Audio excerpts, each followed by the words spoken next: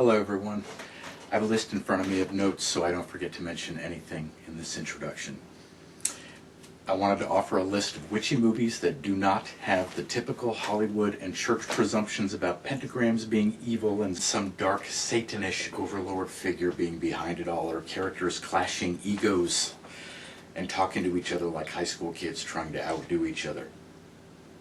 I know in many videos like this you hear people mention relevant movies they love being The Craft or Practical Magic or Harry Potter. None of those are here, and nothing against Harry Potter or the fans. I just had a problem with the entire premise, which followed the whole way through those stories, which I won't go into here since I did that in my review of American Horror Story Season 3. Before we dive in, I want to make sure that everyone watching, at least all of you in North America, since I don't know if this works similarly in other countries, it may or may not, I haven't looked into it, maybe I should have, are aware that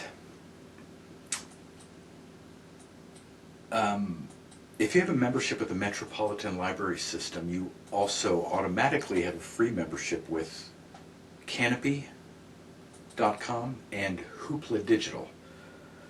I don't remember if it's .com or .org on those, but Canopy and Hoopla Digital. If you create an online membership with metrolibrary.org, you can see there how to be connected with the other two sites, and both give you 8 credits per month. In other words, you can borrow 8 ebooks, watch 8 movies, or listen to 8 audiobooks, etc.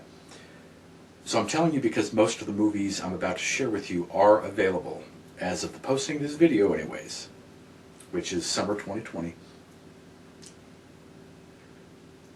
on Canopy. And one of them is on Hoopla Digital.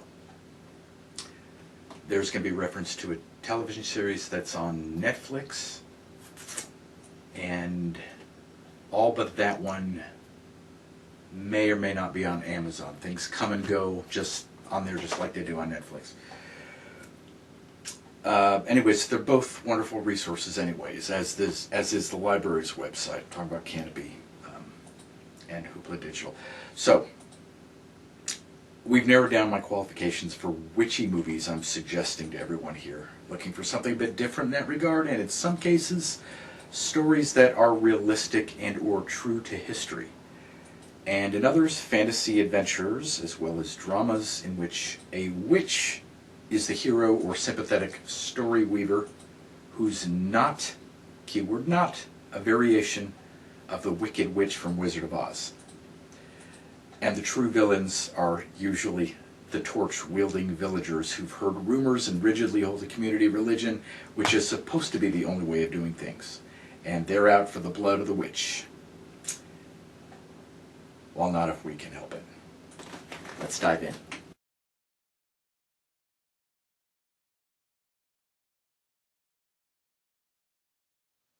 That man has the eyes of a bat, fierce, unblinking, and blind.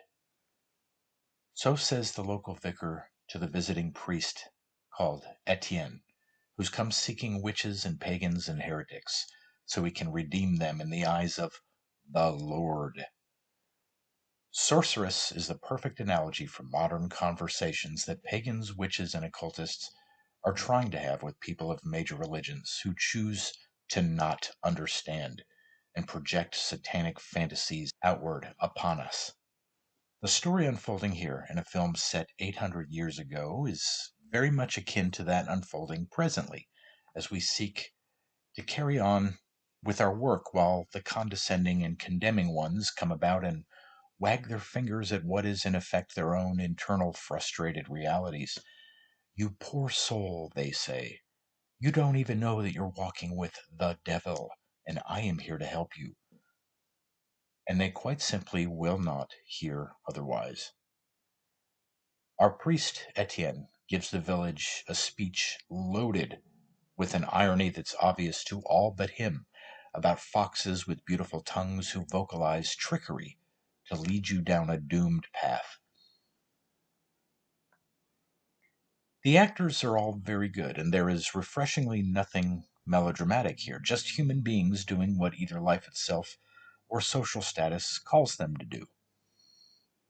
When our visiting priest investigates people in a village, he hears one confess that there's a forest woman living among them who grows and works with herbs, and to whom all the villagers go for her healing and wisdom.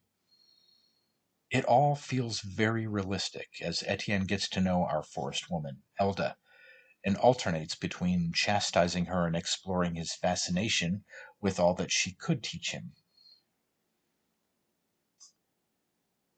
At one point, she calmly responds to his threatening to have her executed with the words, "You ask me to stop committing an evil which I do not do." The theme of redemption is explored here, and the movie seems to be gently challenging dogmatic church beliefs involving woman and nature, particularly as a pair, being inherently evil things which godly men must avoid. You'll walk away from it thinking hard about similarities in the modern world and yet feeling really good. This movie is available on Amazon Prime, free with a membership, but please, please, please do yourself a favor and make sure you get the French version with English subtitles and not the English dubbed version, since both are available there. In fact, I believe if you search it by title alone, it's the dubbed English version which comes up first. So please find the French one. I personally despise dubbed movies in any case, but I guarantee that in this one particularly, you will be pulled out of the natural flow of the story and find yourself laughing instead of utterly engaged. This is also one of the movies I mentioned, which you can find in its original form on Canopy, which is free with a library membership.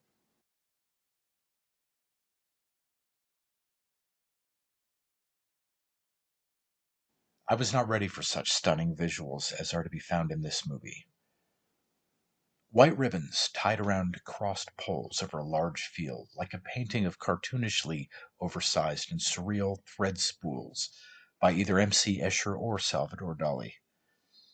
A setting sun which appears as if precariously balanced upon a distant treetop. A young girl, mysteriously nondescript, while being told she is a witch, must now go live in a witch camp with elder witches who sing songs about being grateful to the government for gathering them together away from society. It's all as strange and compelling as it is darkly comical. In fact, there are moments that feel like a Coen Brothers film. It casually pokes fun at the way women and girls are treated in certain African countries, just because of who someone, or many someones, imagine them to be. Nope, don't bother explaining to us who you really are, or what you're really all about, and what you really seek to achieve in life, because we've already decided who you appear to us to be. We've done you a great favor of having you figured out already. Don't worry, we have a place set aside just for you. On this level, there is much to relate to here. It's amazing how much writer director Rungano Nioni is able to seamlessly make work equally as both fantasy and dark comedy. It's often bad child acting, which can take me right out of a story. Not that the very young actors should be considered at fault for that, just that so often it doesn't work. Not so here. Our 8-year-old hero Shula takes us for a ride, during which the actress who plays her causes us to forget she's acting at all, namely Maggie Malubwa, who, as far as I can tell, has not appeared in any other movies. This film is set in modern day, but with the fantastical underlying premise that such a government backed secret society of witches is real and taken for granted by society at large. This is, to date, Malubwa's only feature length film, and its style and storytelling are so unique that I'm a bit excited to start tracking down all of her other work, which is a collection of short films begun in 2009. This one isn't so much about being a witch as it is living with the forced label of it, at least as chosen to be understood by society, in decidedly limited terms, of course. Witches are here put on display as if in a zoo for ticket buyers to take a selfie with and speak to as if a cute little animal. It's all very weird and plays out like a dream, even when you realize it's almost over and you haven't figured out what's the rhyme and reason behind the making of rules in this movie's universe. And yet, that's the point. Political prisoners in the real world sit in jail and wonder how a fight for truth and justice, or simply speaking their thought aloud, landed them where it did. People tend to be hypocrites when forcing others to play a role. This movie is available on Canopy and maybe on Amazon. Seek it out.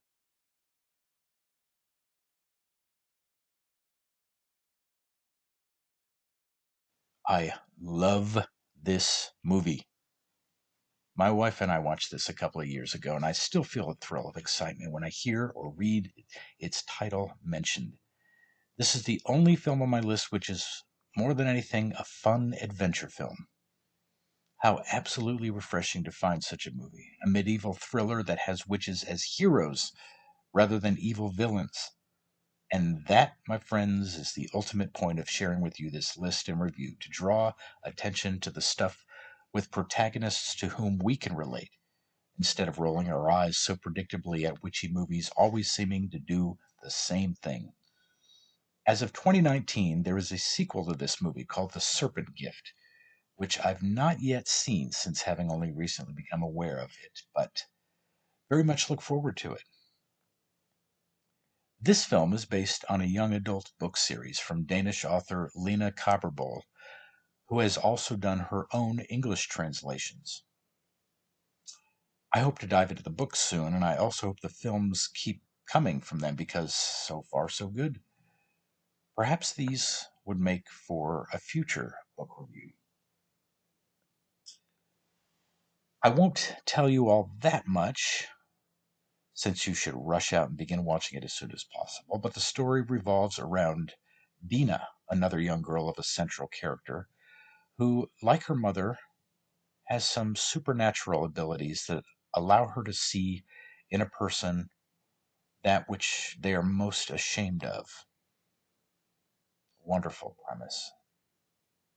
Well, such stuff is, of course, doomed to be forced into a situation of political control by the local powerful lords.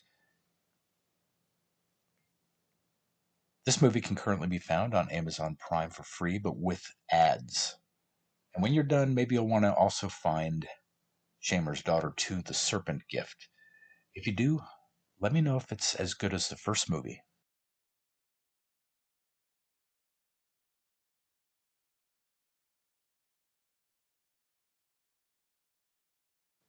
Bjork stars as the central figure in The Juniper Tree, released in 1993, 3 years after it was filmed.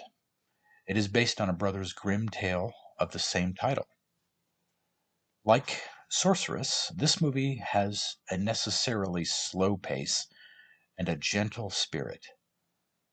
The introduction credits ease us into the story with a soundtrack that is just two things which complement each other perfectly: mountain wind and solo flute. Since this story is even more simple and straightforward than Sorceress, I must leave this largely undescribed. Suffice to say that a pair of sisters make a discovery at the beginning which sets them on a journey seeking a place to live where no one will know them or their family. Along the way, Bjork's character Margit befriends a boy upon whom she places a love spell. This represents my favorite moments in the movie, with her lonely walks through the rugged mountainous terrain while speaking rhymes to the wind and grass. It's not always a serene quiet which permeates this movie. It's also going to cause you to feel the cold temperatures and the loneliness of everyone here. It plays like a dream. The film was recently restored very beautifully and clearly by the Wisconsin Center for Film and Theater Research and the Film Foundation, with funding from the George Lucas Family Foundation. Please trust me when I say that the absolute clarity of all that lovingly done and careful work drastically enhances the experience, as of course it would with almost anything that receives such treatment. I've had the chance to compare it with the first version I saw about 7 years ago, which was a blurry transfer from VHS tape, and it does make all the difference. This movie is also available on Canopy.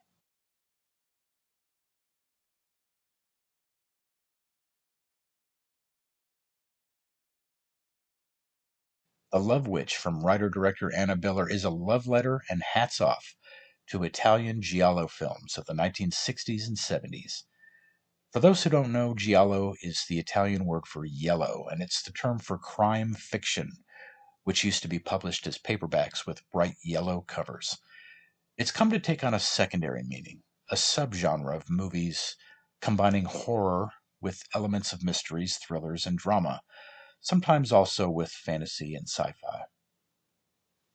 There's usually to be found rich, vivid colors with ultra stylized atmosphere, point of view shots, and laughably bad dubbing. The bad dubbing was so common among them because they were usually Italian directors working with multicultural actors who only knew their own respective native language, and sometimes the directors simply knew their film would get more attention elsewhere in Europe and the United States.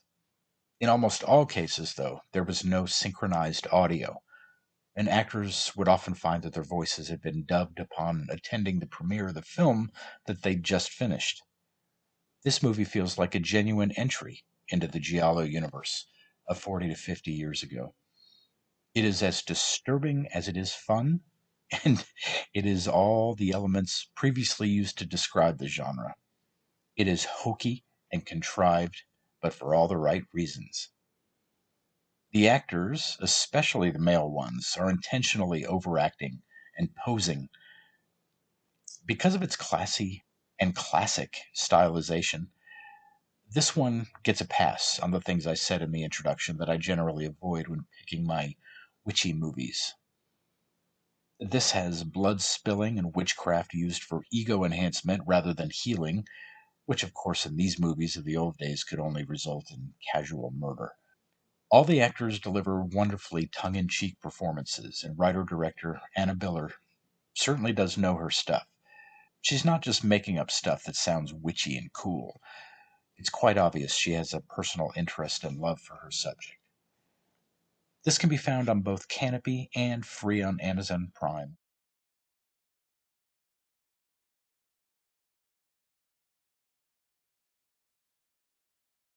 Adapted to screenplay from her own novel, Laura Esquivel gives us a rare treat and truly food for the soul. Nowhere in this movie will you hear anyone mention witchcraft or witches, nor is either in anyone's thoughts. But make no mistake about it, our main character, Tita, through whom we experience life near the Rio Grande in 1895 Mexico, is most certainly a witch. I think any of you watching this who seek it out afterward would agree that it belongs on this list. Tita is a self taught solitary worker who becomes a witch, even though she is not thinking of herself as such, and works her magic through food and cooking. She comes to realize that empathy can be experienced through careful and loving preparation of food. I think it will also be obvious to those of you who have yet to see it that this is intentional on the part of the author. Another reason for my saying such a thing is that there's a character you'll meet about halfway through who has a deep, abiding interest in alchemy. In one scene, you can see him standing in front of his laboratory while explaining to Tita that there have been important inventions made accidentally while people were chemically seeking the philosopher's stone. In the background, you can see images from the Voynich manuscript posted to his wall. That in itself is an interesting story that I encourage the viewer to look into. And it is no mistake that these particular images are the daily inspiration for his work. Of course, the thing about our main character, Tita, is that she already has and works with the secrets of nature. She just doesn't think of it this way. I've not read the novel yet that this beautiful film was based upon, but I understand that it gives far more detail about the way she grows herbs and prepares food and mentally makes her recipes. This is a very effective romantic drama about dealing with being ordered by powerful people to play a role in life which has been written for you, even if you are someone entirely different, and the resultant inevitability of a psychological breakdown. It is also a story about the relationships between women of all ages in a family. I highly recommend it to everyone. This is available on hoopladigital.com.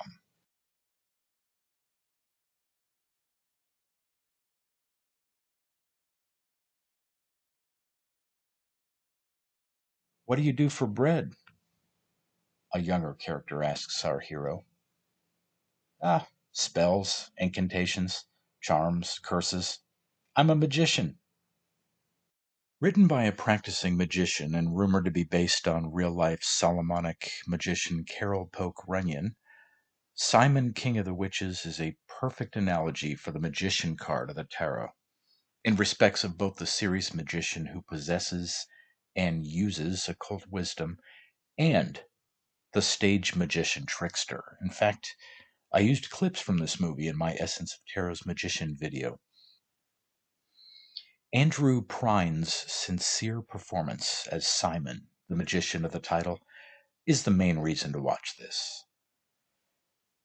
You should be very much in a 70s mood, ready to accept all the groovy music and clothes and styles of speech. If you can't get past that things were different not so long ago, then just move on. You will not enjoy this. But I say its Ultra 70s qualities are the reason to see it, aside from simply following around the main character, Simon, who's supposed to have every bit as mesmerizing a quality as he does. And I think this is entirely due to the choice of actor. There is a side character called Turk. Oh, Turk. He all but ruins the whole tone, following Simon about like a lost puppy. He's like a late teen version of the little boy in the old Western movie Shane, constantly calling the man by name as if we hadn't heard it countless times already.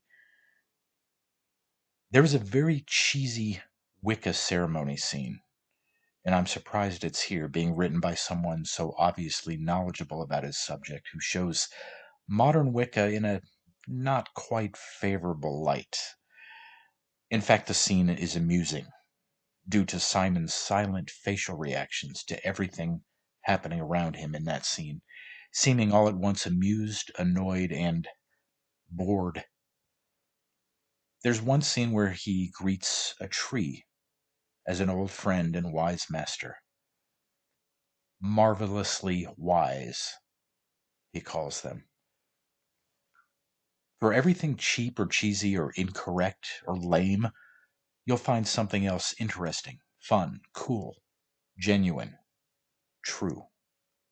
This is available for free on Amazon Prime with membership.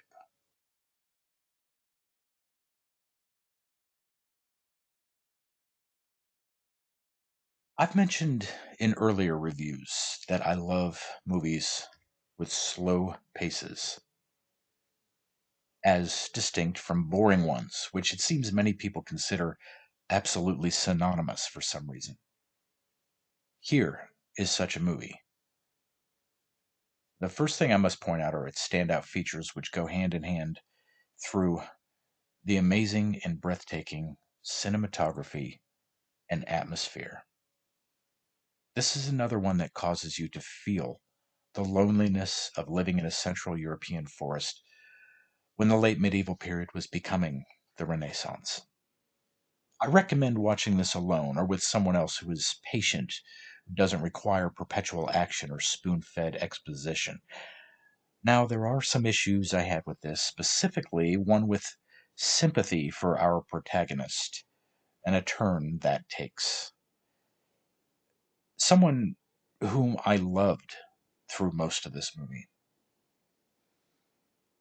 There is a rightful comparison to be made between this and the amazing movie from 2 years prior called The Witch from director Robert Eggers, one that's often discussed in reviews for this movie on the Internet Movie Database, and that is Paranoia. In fact, this is the entirety of my reasoning behind not including The Witch in this list. That movie is far more about paranoia of witchcraft than any actual witch or her craft, whereas this is as much about a witch as it is other people's relevant paranoia. Both movies are thick with luscious atmosphere. Acting, writing, suspense, all are great. There's just a little something else that throws it all off for me, a plot twist involving water, during which I lost all sympathy for our protagonist, which frustrated me immensely since there's so much about her character's relationship with others that reminded me of myself somewhat as a young child, and yet it's still so much worth seeing. I should probably leave this one as much a mystery, though, beyond this to you as possible if you've not yet seen it, but I promise you'll need to lighten up after it's over. For this, may I suggest?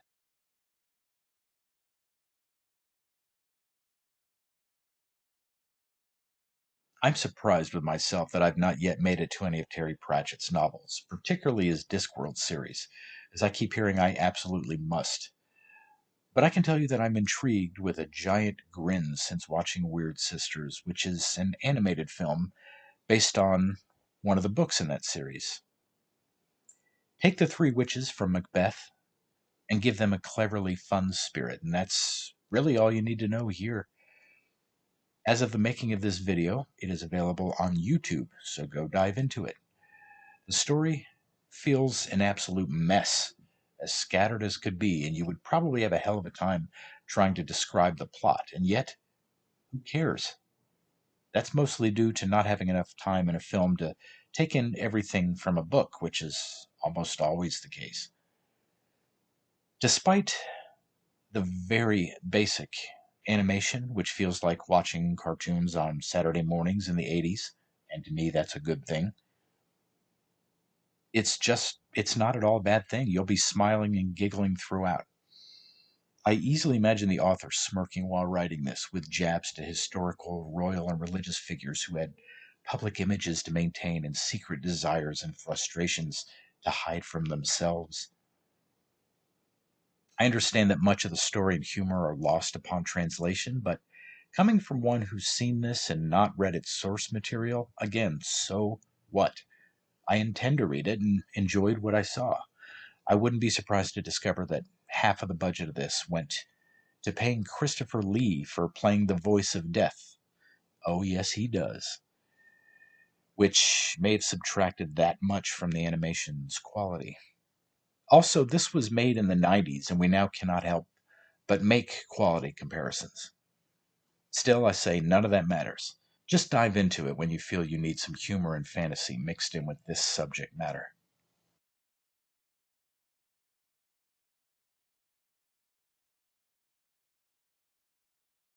Luna Neera. This is the only TV series I've included in this list, which I feel is worth mentioning. It's 17th century Italy, and we have a multi generational coven of witches versus a band of multi generational witch hunters.